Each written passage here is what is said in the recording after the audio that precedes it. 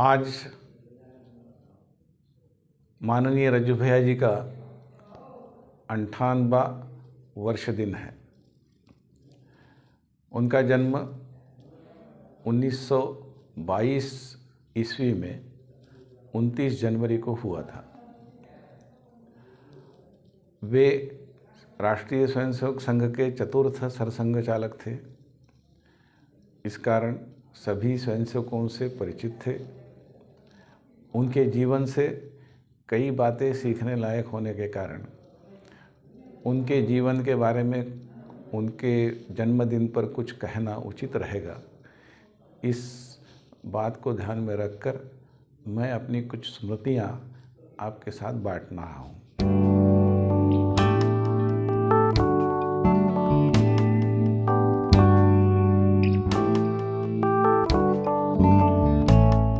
मेरा प्रचारक जीवन वर्धा नगर से आरंभ हुआ। 1977 में मैं प्रचारक निकला। 1978 में सूचना मिली कि माननीय सहसर कार्यवाह इनका प्रवास विदर्भ प्रांत में जनपद शाह होने वाला है। वर्धा जनपद का कार्यक्रम हिंगनघाट नगर में आयोजित किया गया था और उस कार्यक्रम के लिए मुझे भी बुलाया गया था। एक बैठक थी और एक सार्वजनिक भाषण था। 2 कार्यक्रम थे। मैंने पहली बार रज्जू भैया जी को भाषण देते हुए, बोलते हुए, बैठक लेते हुए उसी स्थान पर पहली बार देखा। उसके पहले अखिल भारतीय बैठकों में केवल उनका मुखदर्शन हुआ था, किंतु उनको सुनने का सौभाग्य नहीं प्राप्त हुआ था।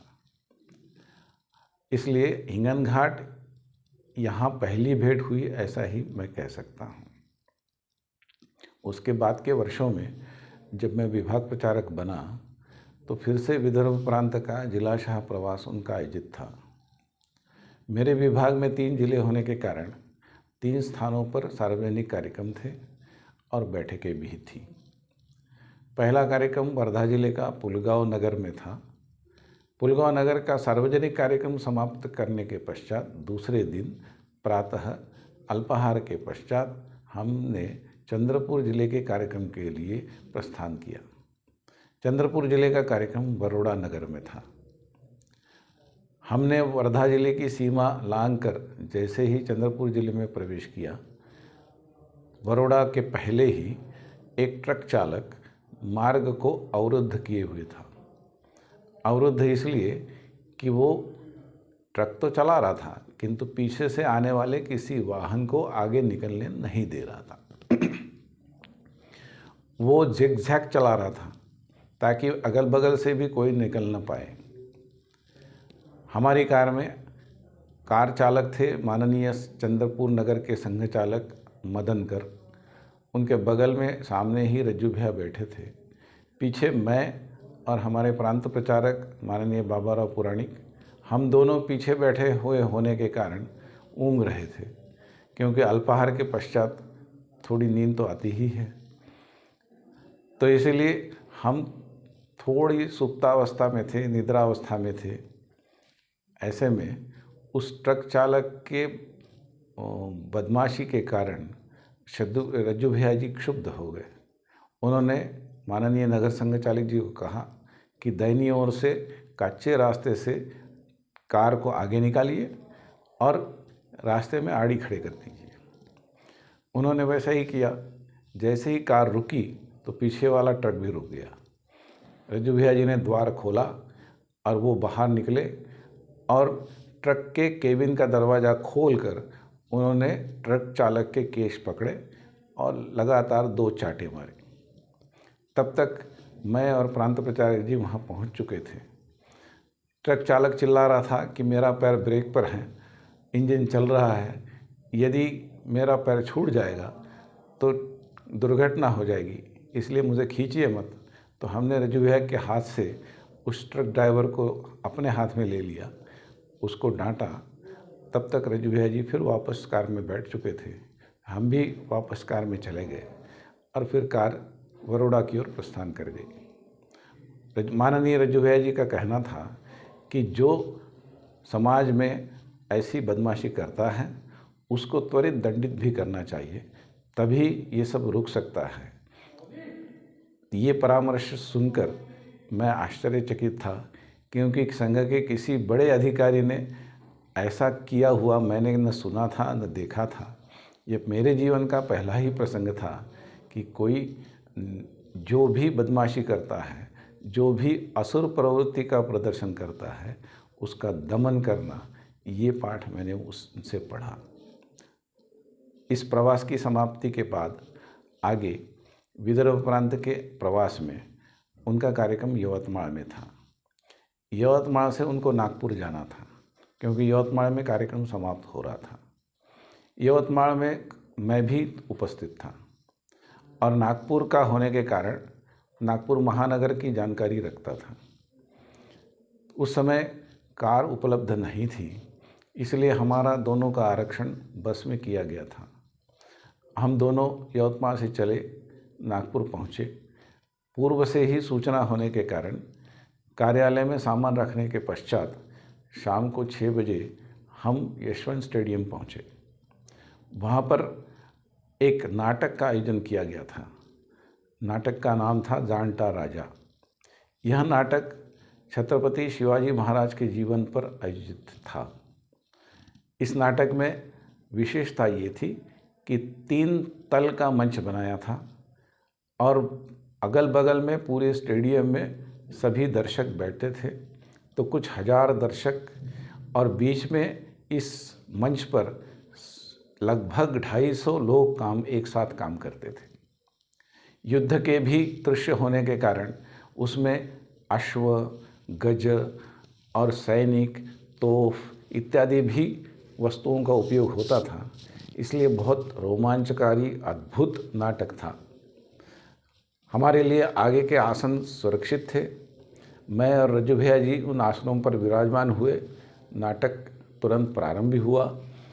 मैंने रज्जू भैया जी को जाने के पहले ही पूछ लिया था कि नाटक तो मराठी में है, आप मराठी जानते हैं?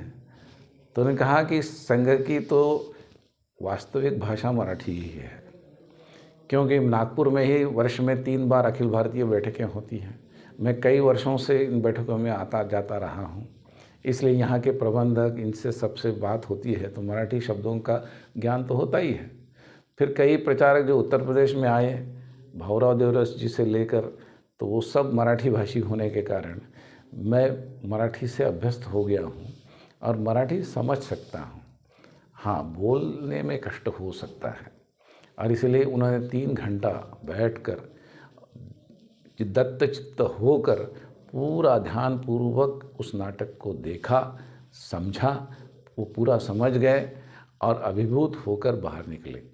शिवाजी महाराज के प्रति उनके मन में लगाव इसलिए भी था कि वो संघ में उस बौद्धिक को सुनकर ही आए थे, जिस बौद्धिक के प्रतिपादन का विषय था जयपुर के जो राजा थे, उनको शिवाजी ने जो पत्र लिखा था, जय सिंह उनका नाम था उस राजा का, उनको शिवाजी ने जो पत्र लिखा था, उस पत्र के आधार पर हिंदू साम्राज्य के दिन जो बौद्धिक हुआ था, उसको सुनकर ही वे प्रभावित हुए थे और संघ में स्थिर हो गए थे।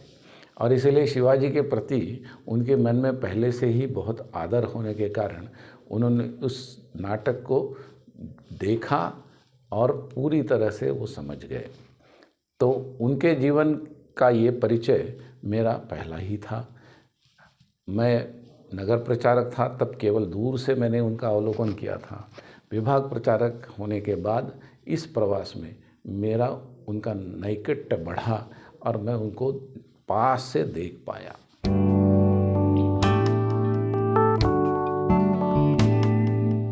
मैं विभाग प्रचारक होने के कारण 1994 की प्रतिनिधि सभा में पहुंचा था।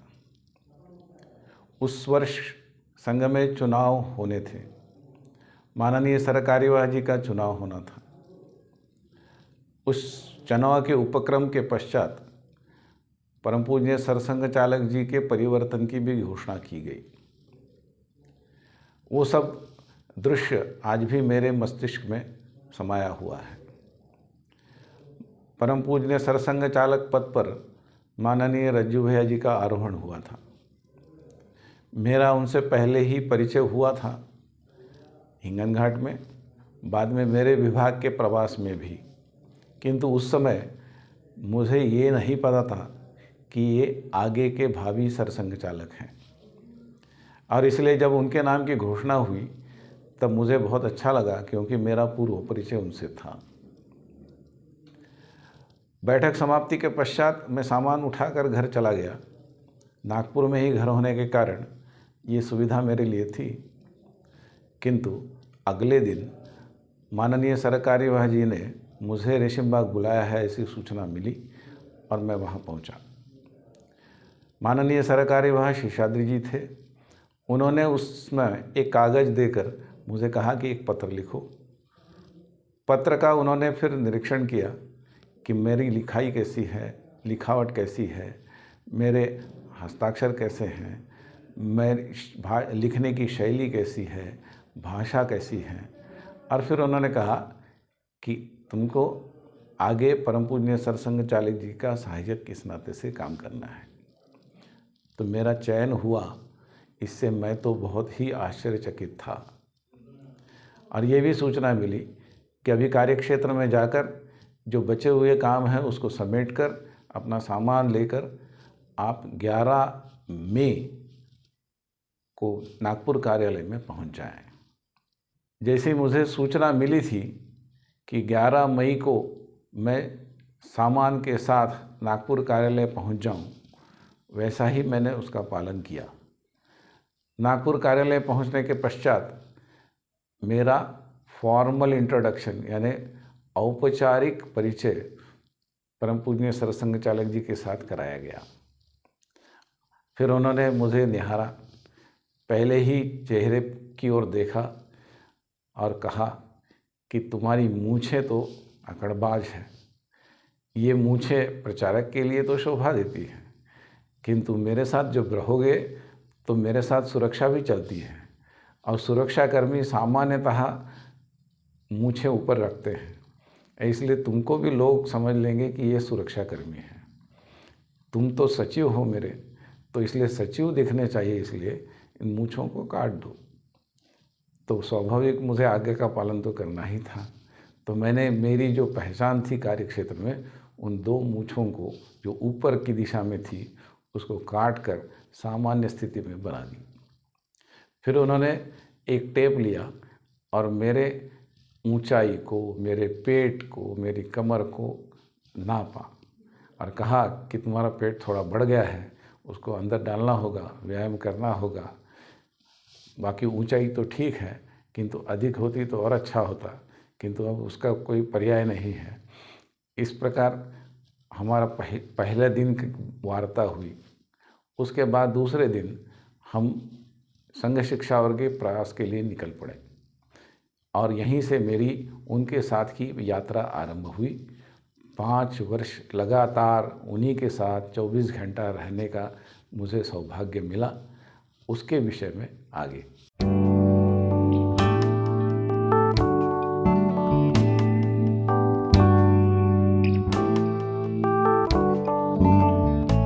परम पूज्य सरसंघ चालक जी के प्रवास की योजना माननीय सरकारी विभाग जी ने सभी से परामर्श कर तय की थी। तो पहले वर्ष में योजना ये थी कि सभी प्रांतों का प्रवास होगा और वहाँ सार्वजनिक भाषण होंगे, पत्रकार वार्ता होगी और कुछ गणमान्य लोगों के साथ भी बैठक होगी। ये 3 प्रकार के कार्यक्रम तो थे ही, उसके साथ साथ सभी प्रमुख स्वयंसेवकों के भी 3 दिन की बैठकें ये भी कार्यक्रम का हिस्सा था। तो उस प्रवास में हम 1995 के आरंभिक काल में पटना पहुँचे। पटना बिहार की राजधानी है। वहाँ के जो माननीय क्षेत्र संघ चालक थे वो बबुआ जी, उनको तो संघ चालक इस नाते से परम पूजनीय डॉक्टर हेडगेवार जी ने नियुक्त किया था। तो वो सबसे पुराने संघ चालकों में से एक थे। एक नागपुर में घटाटे जी थे और दूसरे वे थे। जो जीवित थे और परम पूज्य गुरु जी के काल के पहले से ही संघ चालक थे। तो उन्हीं के घर में आवास था और पत्रकार वार्ता में एक पत्रकार ने प्रश्न पूछ लिया। उस समय बॉम्बे नाम का चलचित्र प्रचलित हुआ था और उस चलचित्र को लेकर बहुत हंगामा भी हो रहा था और इसीलिए महाराष्ट्र में उस पर पाबंदी लगी थी। पटना में पाबंदी नहीं थी, किंतु पत्रकार ने पूछ लिया कि इस चलचित्र के बारे में आपका मत क्या है। तो रज्जू भैया जी ने उत्तर दिया कि मैंने तो उस चलचित्र के बारे में जितना पत्रक वार्ताओं में सुना है, जितना समाचार पत्रों में पढ़ा है, उतना ही मैं जानता हूँ। इससे अतिरिक्त तो मैं कुछ जानता नहीं, इसलिए मैं उस पर कुछ बोलूँगा नहीं। पत्रकार वार्ता समाप्त हुई। उसके पश्चात हम माननीय संघ चालक जी के घर के लिए प्रस्थान कर गए। कार में वे सामने बैठे थे, पीछे माननीय रज्जू भैया और उनके बगल में मैं। उनका चालक कार चला रहा था। कार जैसे जैसे आगे बढ़ रही थी वैसे वैसे मार्ग भिन्न लगने लगा। तो माननीय रज्जू भैया जी ने पूछ लिया कि हमको तो घर जाना था और आपने तो भिन्न रास्ता पकड़ लिया है, क्या बात है, हम कहाँ निकल रहे हैं? क्योंकि रज्जू भैया जी पूर्व में उत्तर प्रदेश और बिहार और झारखंड, ये तीनों प्रांतों का मिलाकर जो क्षेत्र था उसके क्षेत्र प्रचारक भी रहे थे। इस कारण वो कई बार पटना पहले आए थे और उनको बबुआ जी का घर भी पता था, रास्ते भी पता थे और इसीलिए उन्होंने त्वरित जान लिया कि हम भिन्न रास्ता पकड़े हुए हैं। तो जैसे उन्होंने पूछा तो बबुआ जी का उत्तर था कि अभी पत्रकार वार्ता में आपको पूछा गया था कि बॉम्बे सिनेमा के बारे में आपका क्या मत है, और आपने कहा कि मैं तो उस सिनेमा के बारे में कुछ जानता नहीं। यदि अगले स्थान पर यदि आपको फिर से पत्रकार वार्ता में यही प्रश्न पूछा जाएगा और आप यही उत्तर देंगे तो उचित नहीं होगा। इसलिए हम चलचित्र देखने के लिए सिनेमा टॉकीज़ की ओर बढ़ रहे हैं। सबको पता है कि माननीय बबुआ जी का व्यवसाय सिनेमा टॉकीज़ का था। अशोक टॉकीज़, ये प्रसिद्ध पटना का टॉकीज़ आज भी विद्यमान है, वो उन्हीं के स्वामित्व में है। तो उनका पुत्र आज वो चला रहा है।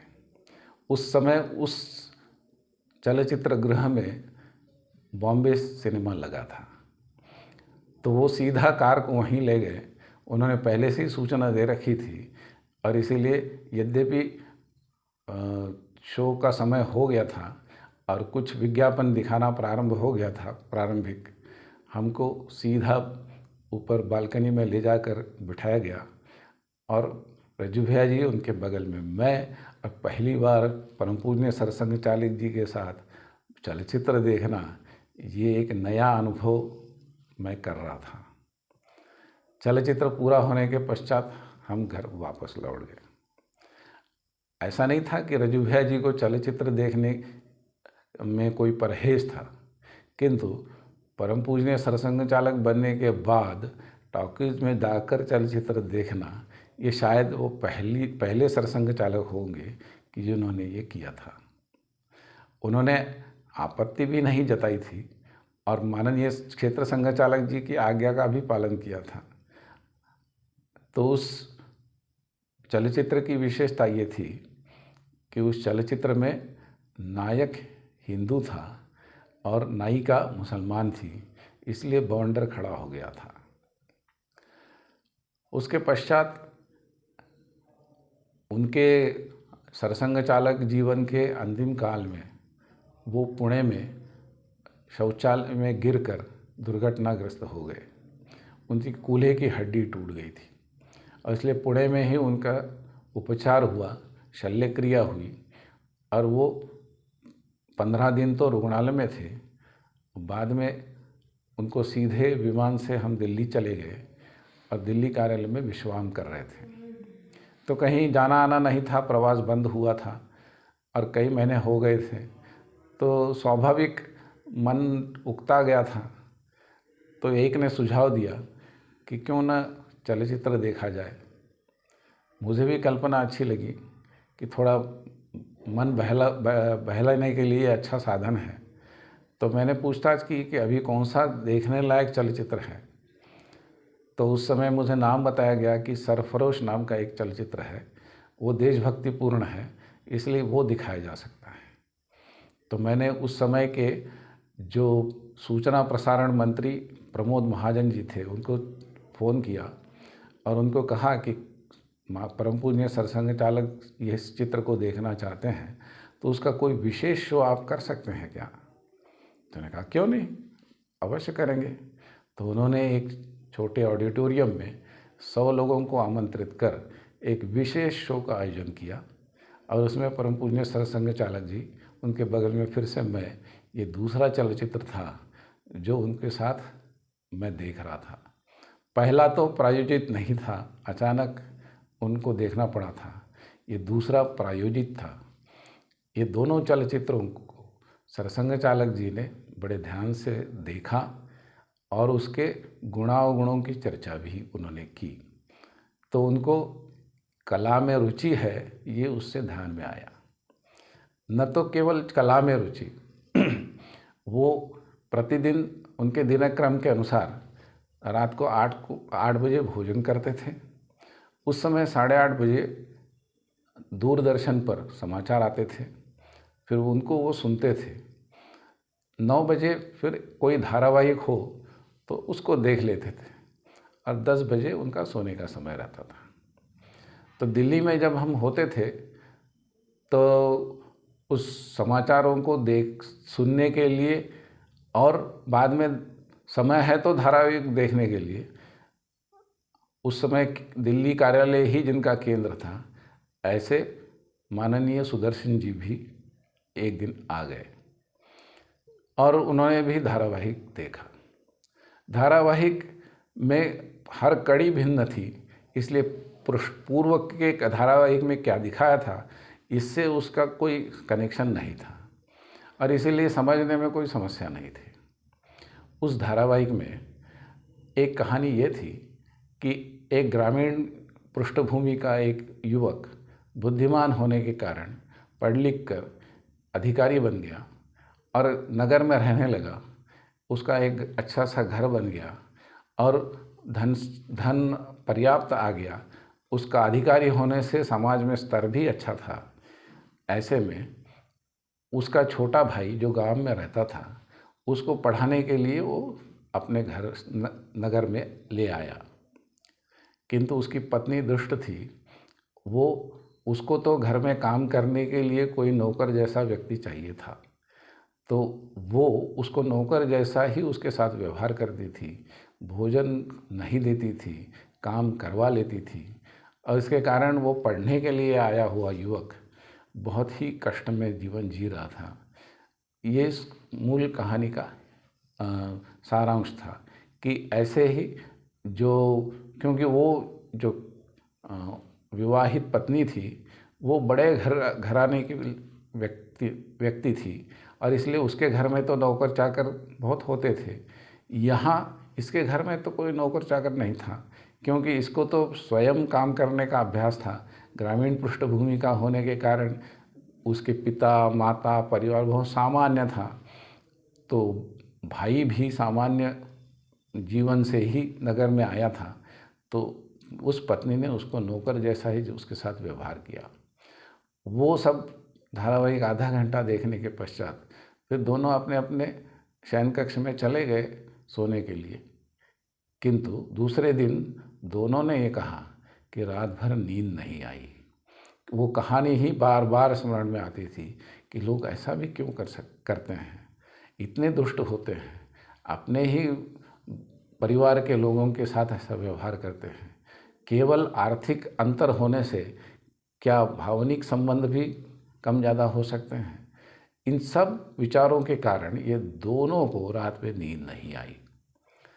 कहने का तात्पर्य ये है कि केवल वो कलासक्त थे ऐसा नहीं, वो दूरदर्शन देखते थे, चलचित्र देखते थे, किंतु उसका परिणाम भी उनके मन पर होता था। जैसे सामान्य लोगों के मन पर होता है वैसा ही उनके भी मन पर होता था। वो केवल कला क्षेत्र में ही रुचि रखते थे ऐसा नहीं, तो जीवन का ऐसा कोई क्षेत्र नहीं था जिसको उन्होंने छुआ नहीं था।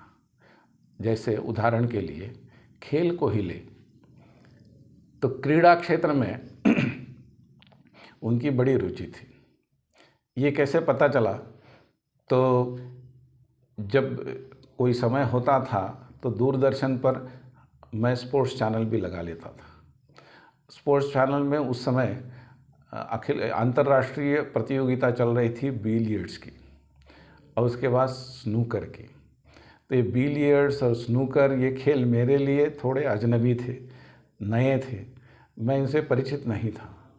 किंतु माननीय रज्जू भैया जी उससे परिचित थे और उन खेलों को उन्होंने खेला था विद्यालय के काल में। नैनीताल में उनकी शिक्षा हुई थी और वो भी अंग्रेजी माध्यम में, यूरोपियन स्कूल में, पब्लिक स्कूल में, और इस कारण वे इस खेलों से परिचित थे और उन्होंने मुझे स्नूकर का स्कोर कैसे करना ये सिखाया था। फिर उस समय अंतर्राष्ट्रीय स्तर पर हॉकी प्रतियोगिता का चलने लगी और उस अंतर्राष्ट्रीय हॉकी प्रतियोगिता में भारत का भी हिस्सा था। वो जर्मनी में चल रही थी, इसके कारण रात के समय 1 बजे वो मैचेस आरंभ हो जाती थी। तो रज्जू भैया प्रतिदिन 2 मैचेस होते थे। तो रज्जू भैया सामान्यतः 10 बजे सोते थे और प्रातः 5 बजे जगते थे। ये उनका नित्य कार्यक्रम था। किंतु उस काल में वो 1 बजे स्वयं जग जाते थे। उनके ही कक्ष में दूरदर्शन संचय रखा हुआ था, तो स्वयं ही उसको खोल देते थे और देखने लगते थे। एक आध बार मेरी भी आवाज़ से नींद टूटी क्योंकि मेरा बगल में ही कक्ष था, तो मैं भी दरवाज़ा खोल कर अंदर चला गया तो देखा ये देख रहे हैं, तो मैं भी उनके साथ बैठ गया। तो कभी कभी मैं, किंतु नियमित रूप से वे प्रतिदिन हॉकी के 2 मैच देखकर फिर सोते थे। किंतु उनके दिन के कार्यक्रमों में उस पर कोई परिणाम नहीं होता था। बीच में 2 घंटा नींद न लेने के कारण भी उनको कोई दिन में कार्यक्रम करने में कष्ट होता था, ऐसा प्रतीत नहीं होता था। क्योंकि वो रुचि का विषय था। उसके पश्चात हम केरल में उपचार के लिए वर्षा काल में गए। 1 मास वहाँ रुकना था। तो 1 मास वहाँ क्या करें? तो पढ़ना, दूरदर्शन देखना, यही 2 ही कार्यक्रम हो सकते थे, क्योंकि वैद्य का नियम था कि छत के बाहर नहीं जाना, यानी अंतरिक्ष का सिर से संबंध नहीं आना चाहिए। तो इसलिए उस घर की 4 दीवारी के बाहर जाना नहीं था। तो घर के अंदर क्या करें? उस समय अटलांटा में ओलंपिक चल रहा था और उसका लाइव प्रसारण प्रातः 3 बजे से आरंभ होता था, क्योंकि अमेरिका में तो जब दिन होता है तब भारत में रात्रि होती है। तो अटलांटा ओलंपिक का लाइव प्रसारण वो देखने लगे। मैंने उनको निवेदन किया कि ये दिन भर भी उसका फिर से प्रसारण होता रहता है, आप दिन में भी देख सकते हैं। किंतु इतना अधिक लगाव था, रुचि थी कि वो अपने आप को रोक नहीं पाते थे कि दिन में हम देखेंगे, जब भी हमको समय मिलेगा तब देखेंगे, क्योंकि पूरे दिन भर ही उसका प्रसारण होता रहता था।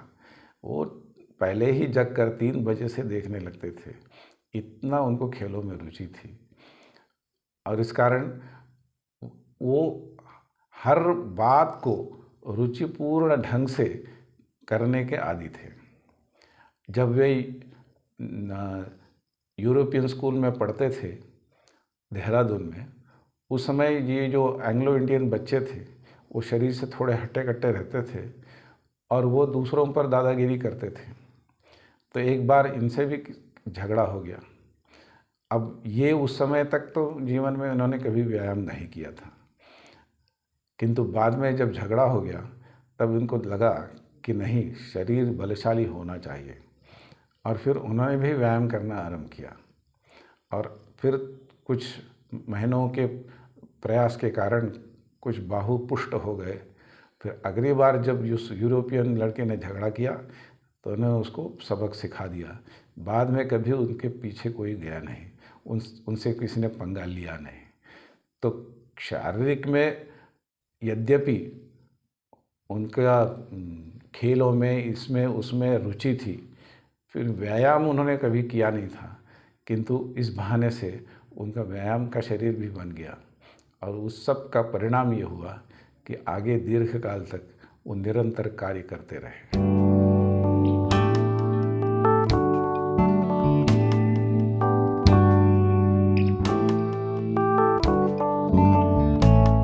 माननीय रज्जू भैया जी सरसंघ चालक पद से निवृत्त होकर पुणे में रहते थे। उन्होंने पुणे नगर को इसलिए भी चुना था कि पुणे नगर में बौद्धिक गतिविधियां लगातार होती रहती है और बौद्धिक गतिविधियों में उनकी रुचि तो थी ही, और इसलिए भिन्न भिन्न विषयों पर भाषण सुनना, भिन्न भिन्न कार्यक्रमों को देखना, इसलिए वो पुणे में उन्होंने निवास तय किया।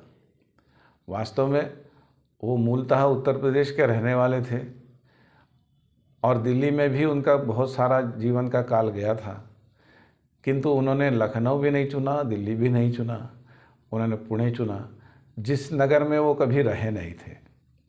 किंतु महाराष्ट्र की सांस्कृतिक राजधानी पुणे होने के कारण और वहाँ विद्वानों की नगरी होने के कारण, विद्वानों के बीच रहने की उनकी इच्छा होने के कारण उन्होंने उस नगर को चुना। पुणे नगर में कौशिकाश्रम नाम का एक स्थान है जहाँ पर सेवानिवृत्त प्रचारक रहते हैं, जिन पर कोई दायित्व नहीं होता है, अब जीवन का उर्वरित काल शांति से जिनको बिताना होता है, उनको वहाँ रखा जाता है। उन्हीं के बीच माननीय रज्जू भैया जी का एक कक्ष था। उनके जीवन के 81 वर्ष पूर्ण होने पर महाराष्ट्र की परंपरा के अनुसार उनका सहस्र चंद्र दर्शन कार्यक्रम मनाया गया। सहस्र चंद्र दर्शन कार्यक्रम, इसका अर्थ होता है कि जिसने जीवन में 1000 पौर्णिमा के चंद्र को देखा है, और इसीलिए 1000 दिए जलाए जाते हैं, हवन इत्यादि कार्यक्रम भी होता है। ऐसा ही कार्यक्रम पुणे में आयोजित किया गया था और उस समय मेरा केंद्र धनबाद था, तो मुझे माननीय सरकारी विभाग जी ने वहाँ से जानबूझकर बुलाया था, क्योंकि 5 वर्ष मैं उनके साथ रहा था, इस कारण आत्मीयता थी, इसलिए जितने भी निकटवर्तीय लोग हैं उनको केवल बुलाया था, सबको तो नहीं बुलाया था। उन निकटवर्तियों में एक उनके पढ़ाए हुए छात्र, अब बाद में उनके ही सहकर्मी बने, ऐसे भौतिक शास्त्र के प्राध्यापक डॉक्टर मुरली मनोहर जोशी भी थे।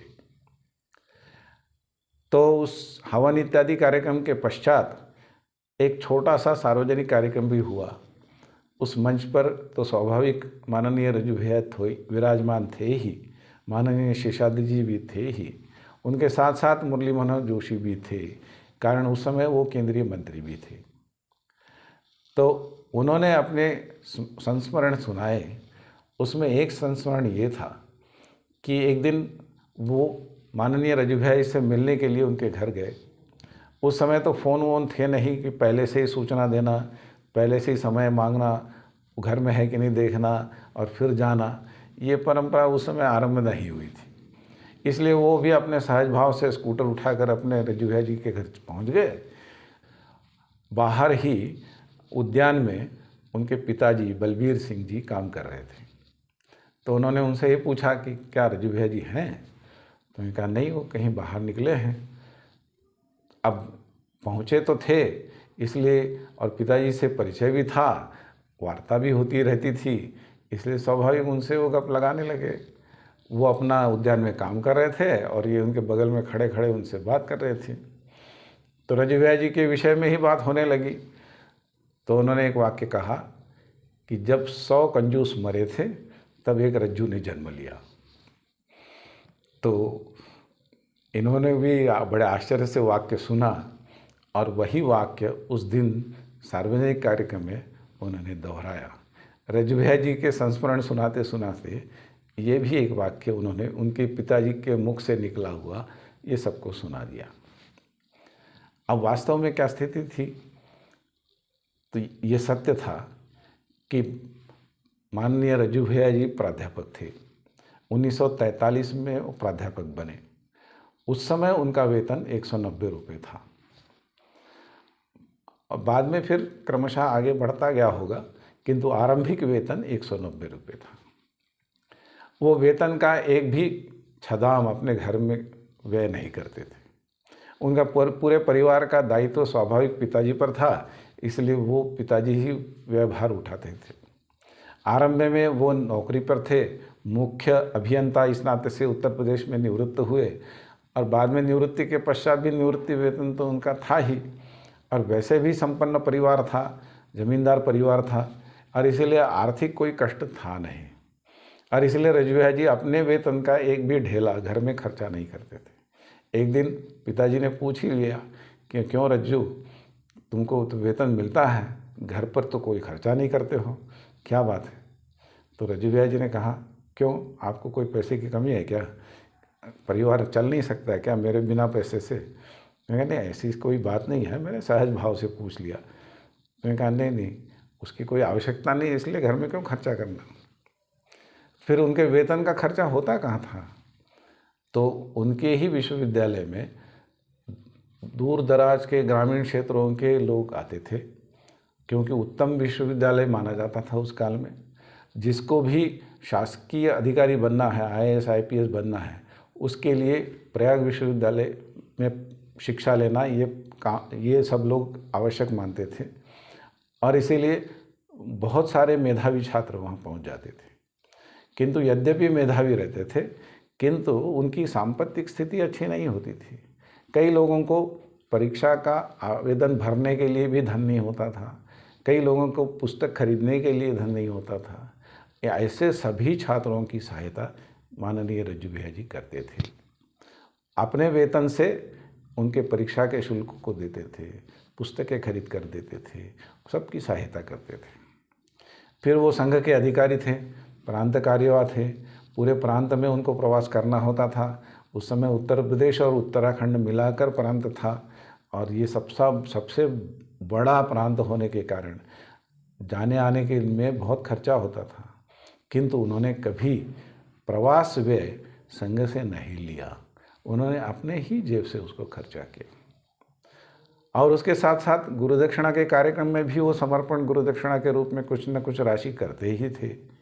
और जब मैं परम पूज्य सत्संग चालक जी के साथ उनका सहायक बनकर गया, तो मैंने देखा कि उनको निवृत्ति वेतन तो नहीं मिलता था, किंतु जो भी धन उनको निवृत्ति के पश्चात मिला था, क्योंकि उन्होंने 23 वर्ष की नौकरी के पश्चात ही निवृत्ति ले ली थी, पूरा समय उन्होंने प्राध्यापक इस जीवन नहीं बिताया था, और इसलिए उनको पेंशन वेंशन कुछ मिलती नहीं थी।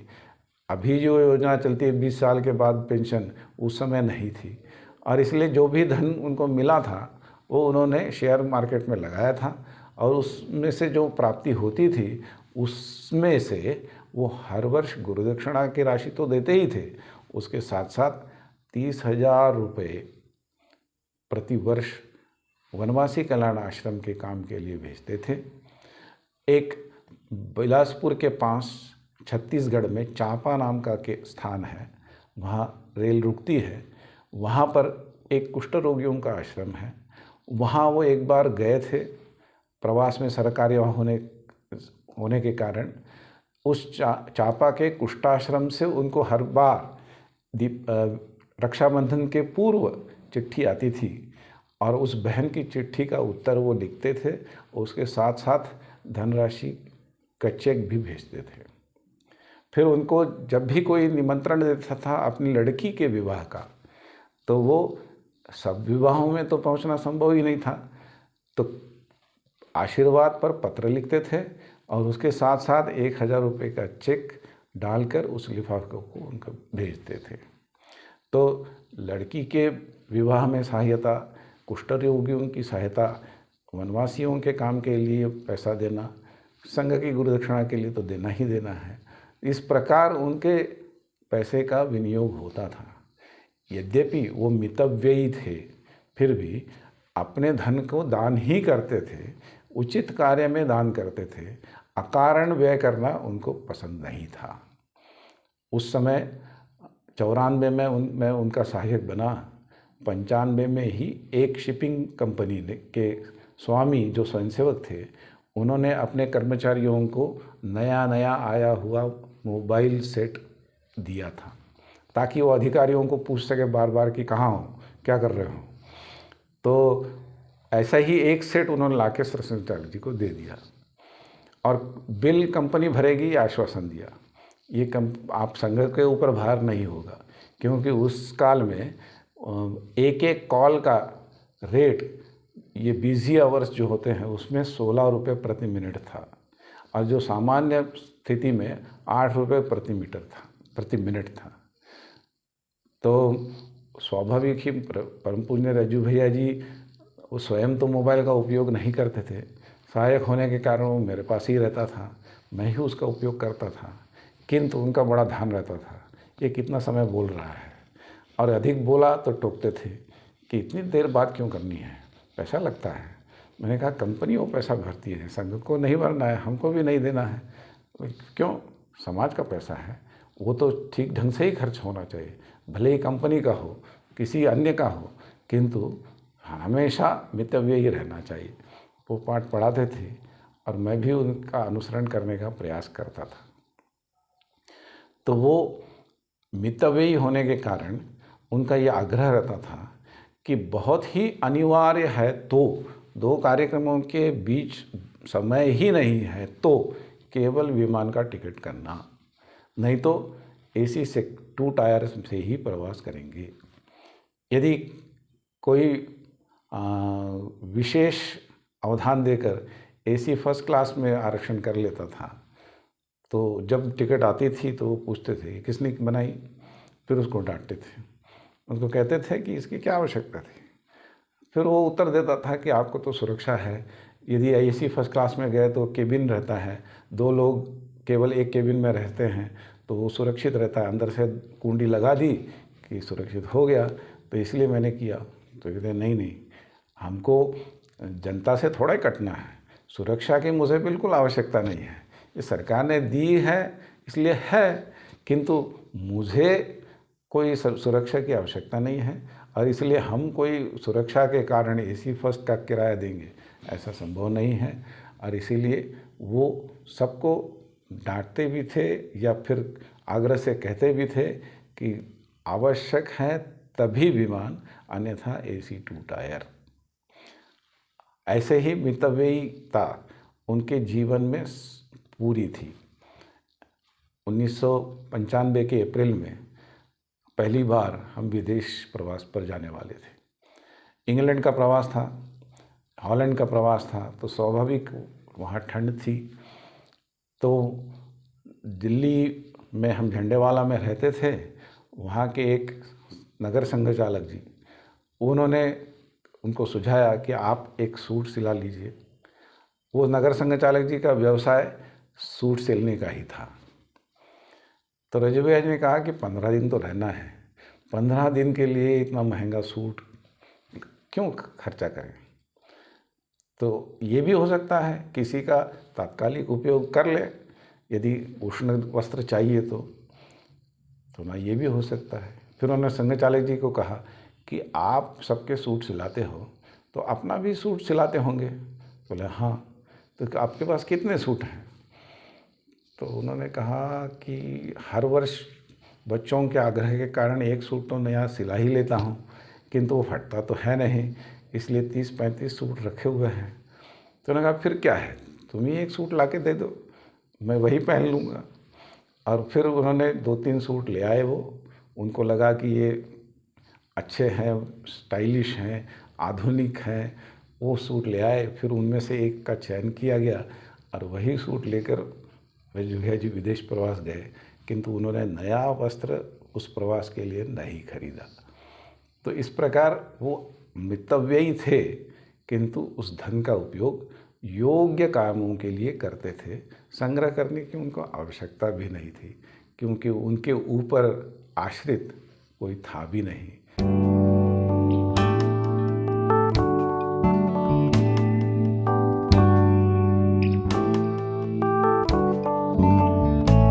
उन्नीस सौ 98 में परम पूज्य सरसंघ चालक हांगकांग और जापान के प्रवास पर गए। जापान पर के प्रवास पर जाने की भी एक कहानी है। विश्व हिंदू परिषद के अंतर्राष्ट्रीय कार्याध्यक्ष भूपेंद्र कुमार मोदी, जो जेरॉक्स कंपनी के स्वामी भी थे, उनको ये दायित्व सौंपा गया था कि वो बौद्ध देशों से संपर्क रखें और बौद्ध देश और भारत और नेपाल ये मिलाकर विश्व में एक लॉबी बनाया जाए, ताकि जैसे इस्लाम देशों की एक लॉबी है, क्रिश्चियन देशों की एक लॉबी है, वैसे हिंदू उसके अंतर्गत ही बौद्ध आते हैं, तो उन हिंदू बौद्ध ऐसे भी एक लॉबी बने, इसके लिए वो काम करते थे। तो उन्होंने जापान सरकार से बातचीत कर वहाँ एक हिंदू सांस्कृतिक केंद्र खोलने की अनुमति प्राप्त कर ली थी और एक पर्वत शिखर पर उनको स्थान भी मिल गया था। उसका भूमि पूजन के लिए कि कोई हिंदू सन्यासी आए, ऐसी जापान सरकार की इच्छा थी और इसलिए उनके ध्यान में तो 4 शंकराचार्य भारत में हैं, उन्हीं में से कोई आए ऐसा था। चारों शंकराचार्यों को पूछा गया, किंतु किसी ने भी हाँ नहीं कहा, क्योंकि तब तक कोई शंकराचार्य, और यानी आज तक भी कोई शंकराचार्य विदेश प्रवास पर नहीं गए हैं। उन्होंने समुद्र का उल्लंघन नहीं किया है और इसलिए समुद्रोल्लंघन इसको दोष मानते हैं। वो दोष आज तक किसी चारों शंकराचार्यों में से किसी ने नहीं किया। अब प्रश्न आया कि किसको ले जाएं, तो ये बात चली कि हिंदुओं के जो नेता हैं, सर्वोच्च नेता, उनमें राष्ट्रीय स्वयंसेवक संघ के सरसंघचालक और विश्व हिंदू परिषद के महामंत्री श्रीयुत सिंघल जी, ये दोनों के नाम आए। तो दोनों को निमंत्रण दिया गया और ये प्रवास आयोजित हुआ। अब प्रवास पर जापान जाना ही था, तो उसके पहले हांगकांग, पहले उसमें संघ का काम कर बाद में जापान जाना ये तय हुआ। जापान में फिर माननीय अशोक सिंघल और BR मोदी, उनकी पत्नी, उनका सहायक, ये सब लोग जुड़ गए और मैं और परम पूज्य सरसंघचार्य जी, हम हांगकांग प्रवास समाप्त कर जापान पहुँचे। जापान में उस समय संघ का काम प्रारंभ नहीं हुआ था और आयोजन भी इस कार्यक्रम का वहाँ के सरकार के द्वारा हुआ था, इसलिए हमको होटल में ठहराया गया था। नहीं तो परम पूज्य सरसंघ चालक किसी स्वयंसेवक के घर में ही रुकते हैं विदेश प्रवास में भी। तो होटल में जैसे ही हम पहुँचे, थोड़ा स्थिर हुए, तो स्वाभाविक चाय पीने की इच्छा हुई। तो मैंने परम पूज्य सरसंघ चालक जी को पूछा कि क्या आप भी चाय लेंगे? तो उन्होंने कहा हाँ, चाय ले लेंगे। तो वेटर को बुलाया। वेटर ने पूछा कि कौन सी चाय लेंगे, क्योंकि वहाँ तो कक्ष में ये ग्रीन टी के पैकेट्स रखे हुए थे, वो चीनी के क्यूब्स भी रखे हुए थे, उष्ण जल भी रखा हुआ था। जब चाहे तब जितनी ग्रीन टी आप पी सकते हैं, पीने की अनुमति थी। किंतु वो जापानीज चाय हमने दोनों ने कभी जीवन में पहले पी नहीं थी, इसलिए उसको पीने की तो इच्छा नहीं थी और इसीलिए वेटर को बुलाकर कहा कि चाय लाइए। तो उसने पूछा कौन सी चाय है, तो उसने जो नाम गिनाए उसमें हम ब्रिटिश टी ऐसा उसने कहा। तो हमने कहा 2 कप ब्रिटिश टी लाओ। तो वो दूध में से बनी हुई चाय ले आया और फिर यद्यपि उसका बिल जिन्होंने आयोजन किया था कार्यक्रम का वो देने वाले थे, फिर भी मेरा उसने हस्ताक्षर लिया बिल का, 2 चाय के बिल पर। तो स्वाभाविक रज्जू भैया जी का जैसा अभ्यास था, उन्होंने पूछ लिया कि कितना का बिल था। तो मैंने कहा 700 जापानी मुद्रा के अनुसार 700, भारतीय मुद्रा के अनुसार 250 रुपये। तो उन्होंने कहा कि कल से चाय नहीं पीनी है। मैंने कहा क्यों? बोले इतना खर्चा चाय पर, 250 रुपये 2 चाय पर, ये कैसे संभव है? मैंने कहा हमको थोड़ा पैसा देना है। तो उन्होंने कहा किसी को भी देना हो क्यों खर्चा करना, हम चाय नहीं पिएंगे और पीना है तो ये ग्रीन टी पिएंगे जो निःशुल्क उपलब्ध है। तो ये भी मितव्ययित्य का एक उदाहरण है। फिर वो यद्यपि क्षत्रिय कुल में जन्म लिए थे, फिर भी वो शाकाहारी थे। उन्होंने कभी मांसाहार नहीं किया था। उसका कारण उनके दादाजी गांव में रहते थे, खेती करते थे, और उस समय तहसील केंद्र पर परम पूजनीय दयानंद जी सरस्वती, इनका प्रवास हुआ था। आर्य समाज के जो संस्थापक रहे, उनका प्रवास था। तो उनका बड़ा नाम था उस काल में। इनके दादाजी अपने गांव से पैदल उस तहसील केंद्र पर गए थे उनका भाषण सुनने के लिए, और उनके इस भाषण के पश्चात से उन्होंने पूरी तरह से मांसाहार त्याग दिया था। इसलिए इनके कुल में सभी लोग शाकाहारी थे। तो जापान में हम गए तो वहाँ तो सी फूड ही मिल रहा था, और सी फूड में केवल चावल खा सकते थे, बटर खा सकते थे, ब्रेड तो मिलती नहीं थी। फिर दही मिलता था तो दही भी खा सकते थे। किंतु कितना उत्तर भारतीय लोगों को तो चावल के साथ दही खाने का अभ्यास नहीं होता था। कोई दक्षिण भारतीय होता तो उसका पूरा भोजन हो जाता। किंतु अशोक सिंघल भी उत्तर भारतीय, रज्जू भैया भी उत्तर भारतीय, BR मोदी भी उत्तर भारतीय, और उनकी पत्नी तो चावल भी नहीं खाती थी, केवल रोटी खाती थी। वो डाइटिंग कर रही थी, और इसलिए चावल खाना संभव ही नहीं था। हमने साथ में कुछ शुष्क पदार्थ ले गए थे जो 7-8 दिन टिक जाए, किंतु वो कब तक खाते? वो भोजन के जैसा तो वो था नहीं, वो अल्पाहार के लिए तो ठीक था।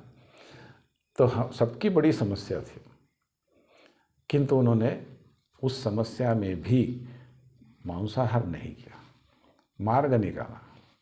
वो मार्ग ये था कि वो BR मोदी के जो सहायक थे, उनको उन्होंने एक टैक्सी लेकर दौड़ाया, कहा कि तुम नगर में टैक्सी लेकर घूमो, तुमको कोई ना कोई सरदार जी मिल जाएगा।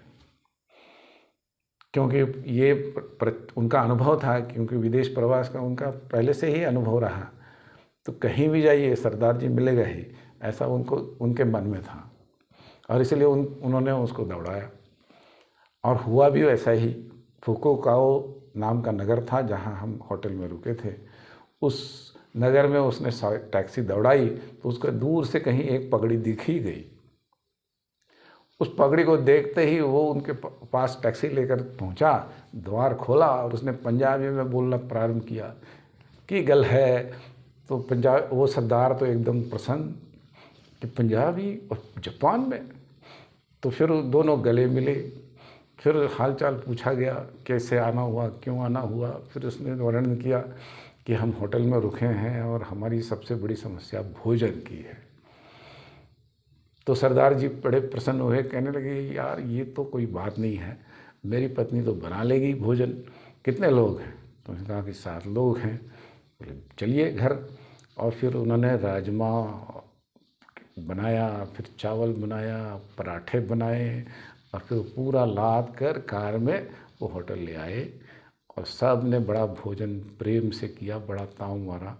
बहुत दिनों से भोजन ठीक ठाक नहीं मिल पाया था भारत का, और उस दिन वो सरदार जी के कारण मिल गया। किंतु वो शाकाहारी भोजन उन्होंने किया, उन्होंने मांसाहारी भोजन जो सी फूड था, जो वहाँ उपलब्ध था, वो नहीं किया।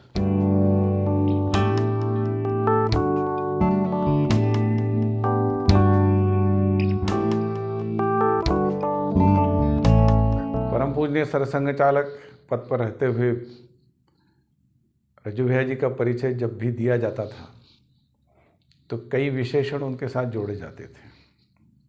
उसमें एक विशेषण होता था वैज्ञानिक, और फिर वो अणुवैज्ञानिक थे, ये भी बात कही जाती थी। बहुत स्थानों पर ऐसा लिखा भी गया है। तो उनके जीवन के बारे में बहुत सारी किंवदंतियाँ भी प्रसृत हुई हैं।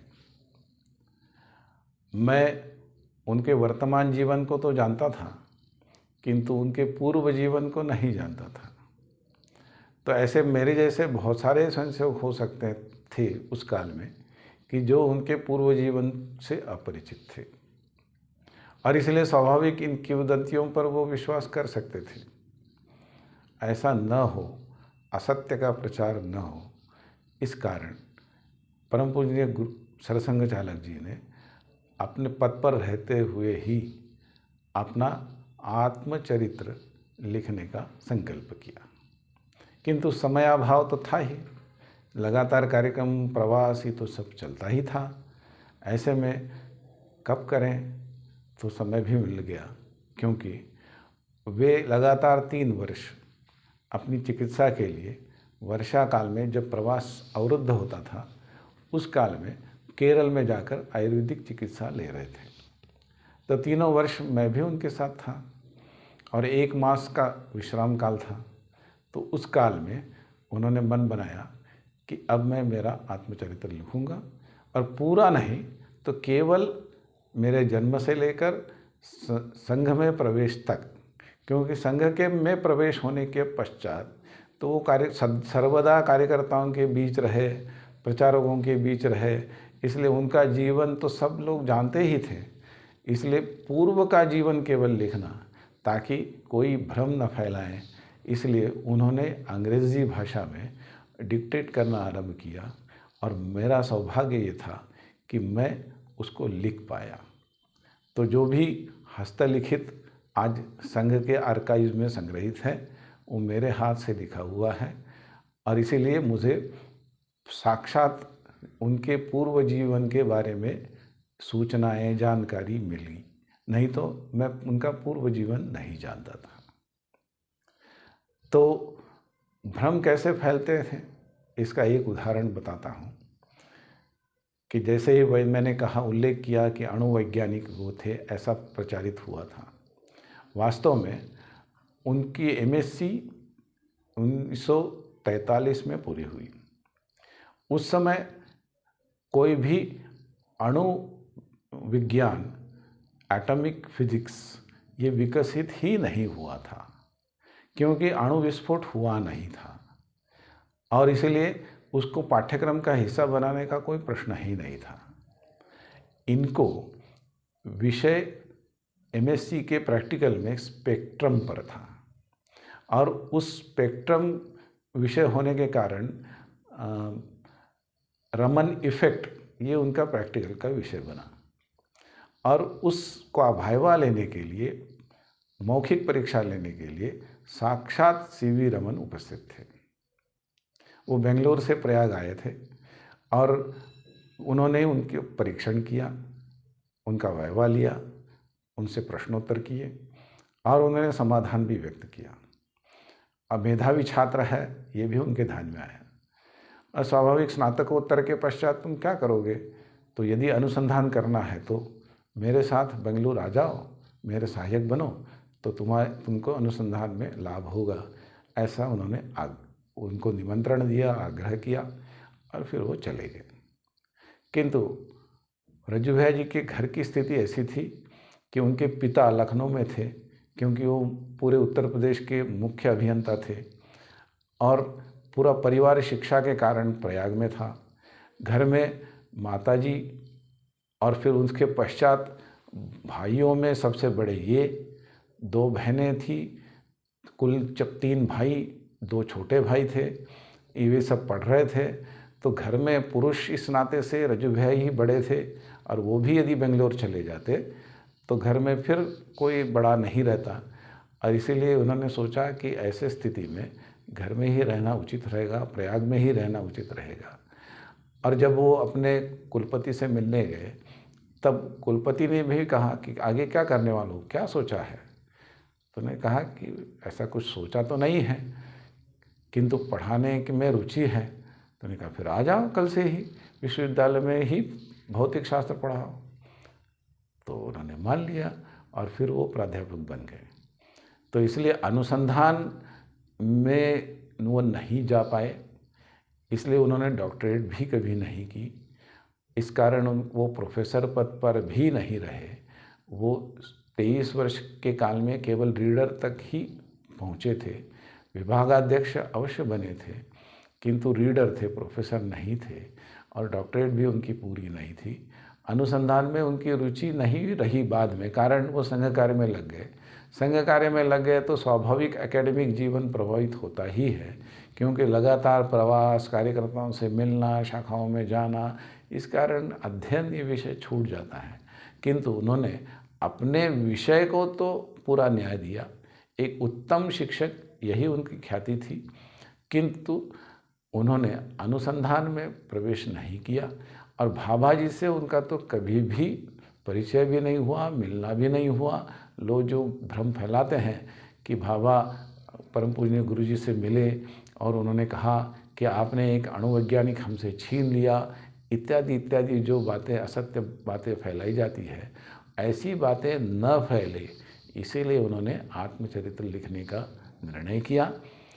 इस वीडियो को जो देख रहे हैं उनके मन में और भी कई जिज्ञासाएं हो सकती है, तो माननीय रज्जू भैया जी के जीवन के बारे में यदि कुछ भी आपको जानने की इच्छा है तो कृपया यहाँ पर वीडियो देखने के बाद अपने कमेंट्स लिखें, वहाँ आप मांग करेंगे तो आगे उनके आरंभिक जीवन से लेकर अंत तक उनके चरित्र के बारे में, उनके जीवन क्रम के बारे में और भी सूचनाएं मैं दे पाऊँगा।